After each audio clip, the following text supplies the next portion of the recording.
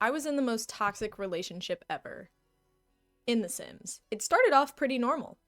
I made my character, named her Natalie Kraft, after me and the mac and cheese, and then got to work making her a lovely house on top of a secluded hill. I spent entirely too long picking out what color the kitchen cabinet should be, but that doesn't matter. I soon realized Natalie was going to be pretty lonely up on this hill, so I set out in search for a partner. I headed to Brindleton Bay, to the Club Calico Lounge, and that's when I immediately got distracted by the scenery and a bow tie and top hat wearing cat named Mayor Whiskers. After a few pets and a couple treats, Mayor Whiskers became a part of the family. But I wasn't satisfied. I had come here to spark a personal connection. With a person. So I headed back to the Calico Lounge and I started chatting up the locals. That's when I first met her. Dina Caliente. At first I wasn't too sure if she was going to be the one for me. After all, I had hit it off with a man named Brent and was excited to get to know him a little bit more. Until I found out he was gay. And had a husband. So obviously Dina was the next best thing. I decided to invite her over and things went really well. We got to know each other, she met my cat, and we made vegetable dumplings together. I knew she was going to be the one. And to my surprise, Natalie did too. So of course, the next step was inviting Dina over again and rapid fire flirting with her until she was thoroughly swooned. And Dina seemed to really be enjoying our flirtatious time together. But we were interrupted. You see, in the cottage living pack that I have installed, there are town fairs that happen on the weekends. And when I got the notification that a town fair was starting, I was pumped and ready to go. But Dina was over, and I didn't want to leave her high and dry. But if I stayed here, then I'd end up having to go to work, and I'd miss the fair. So I took her with me to the fair. This was the worst decision I could have made. We held hands, bought some fruit. Dina flirted with someone else. Wait a minute. So Dina was flirting it up at the fair. Right in front of Natalie. But she took it somewhat well. Dina came over again after the fair, and Natalie argued a bit, before getting right back to flirting. Which, of course, led to makeup sex. Everything was back to normal. Going swimmingly. We had found the one. Is Dina leaving? At 3 a.m., Dina just up and left the house. Couldn't even bother spending the night. Natalie had a one-night stand. But we couldn't let her go. Natalie was going to have Dina. Make her hers. So, of course, Natalie invited Dina over again and made it official. They were finally together, and nothing could tear them apart. What? Natalie had been secretly devising a plan to shatter Dina's heart after she so maliciously flirted in front of her at the fair. She wasn't in love with Dina. She was in love with the game, with toying with Dina's heart, with getting revenge. So it happened. Natalie ripped the band-aid off and broke up with Dina. We were back to square one. But Dina would just not let me go. She kept calling me. She was following me to different lounges. I couldn't escape her. Regardless of the leech that was nipping at her heels, Natalie wanted to find love. So she started up a conversation with a girl named Allie. Allie. And she was nice. I mean, I think things were going well, but during their conversation, Bella Goth walked in. Gorgeous, beautiful Bella Goth. I was sure that she was the one. She was going to be Natalie's everything, the love of her life. But she was married. Once again, we were back to square one. She had nothing and nobody. Except for Mayor Whiskers, of course. It wasn't looking good for Natalie. Maybe she was destined to spend her days on top of the hill. Alone. Forever.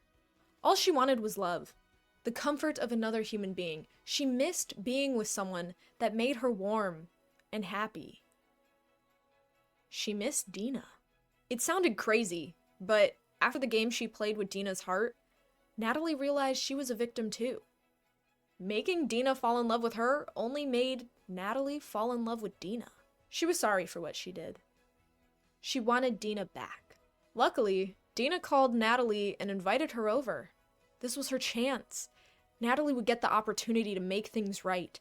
See Dina, tell her how she really felt, see how rich she is. Wait a minute. Wait, hold on. Wait. Is this your house? Who's this? Is that Dawn? Wait a minute, wait.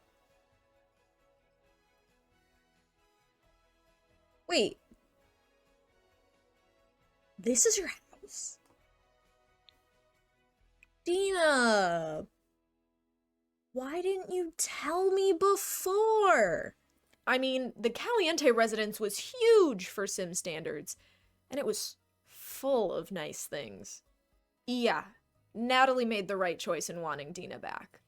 So of course, it was only a matter of time before Natalie regained a good relationship with Dina, rekindled their romance, and before Dina flirts with another woman and asks Natalie for advice. And not just any woman. Allie. The one Natalie was gonna get with after Dina. No. Natalie couldn't go down this route again. Instead of being petty, she took it as a sign. If she wasn't going to make it official with Dina, obviously, Dina was going to get back at Natalie and toy with her mind. So of course, Natalie stuck with it and made Dina her girlfriend. Again. Now, this reunion called for one thing, and one thing only. More makeup sex! And this time, there would be no more one-night stands. Dina and her new cat Kipper were moving in. And Natalie may have taken all her money during the move, but that's neither here nor there. The first thing we had to do when Dina moved in was, of course, change her clothes. I really wanted her to fit into the cottage on a hill type vibe. And along with new clothes, she would have to get a job. Natalie was no longer going to pay rent alone. If Dina was going to live here, she was going to contribute. But a single bedroom cottage wasn't good enough for Dina. If she was going to pay rent, there needed to be some serious remodeling. So in went a basement. Of course, to break in the new basement, Natalie and Dina found it fit to throw a little house party. Get to know more folks and just have a good time. And the party was going pretty well. Until the unthinkable happened.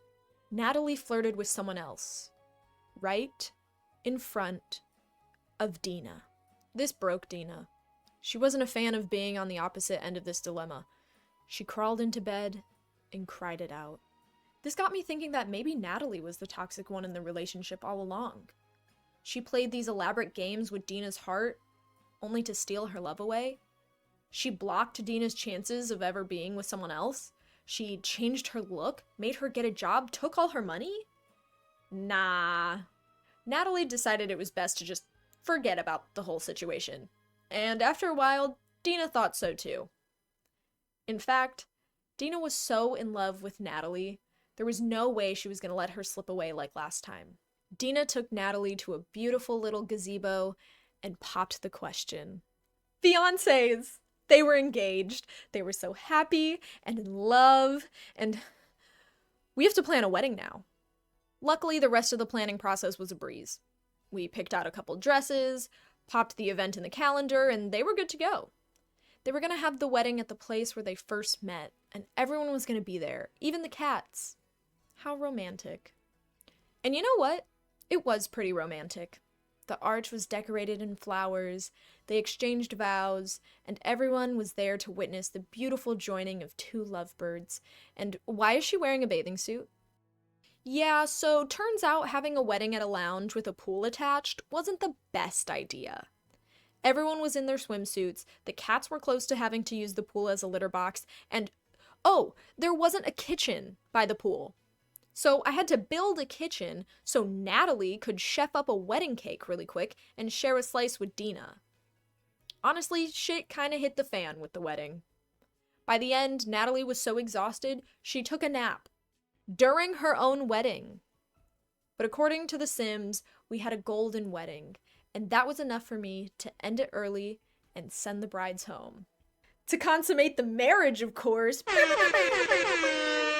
Of course, the next logical step was kids. But what does a woman do when she wants to have kids with another woman? Adopt? Find a donor? No. Science baby. In The Sims, there's an option for you to have a science baby with another sim. Your sim simply walks into a hospital and spawns a baby out of somewhere that just so happens to have both characteristics of the sims you choose. So off Natalie went to have a science baby with Dina. And what's that? It's a boy! A lovely baby boy named Mac. After mac and cheese, of course. But wait, twins! Another baby boy was born. And this one was granted the beautiful name Cheese. After mac and cheese, of course. So I made the twins a cute Dina-Soar themed room. See what I did there? I'll leave.